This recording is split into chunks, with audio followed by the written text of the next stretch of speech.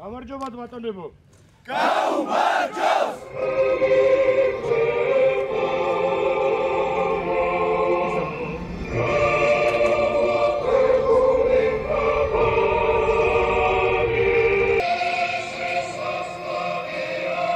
აკადემიაში სწავლობს, მაგრამ როგორც სტატისტიკა გვეუბნება, აბსოლუტურად ჩემთვის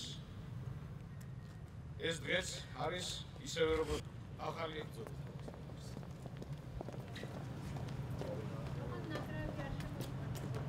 გამარჯობათ. სატესტაციო გამოსტა.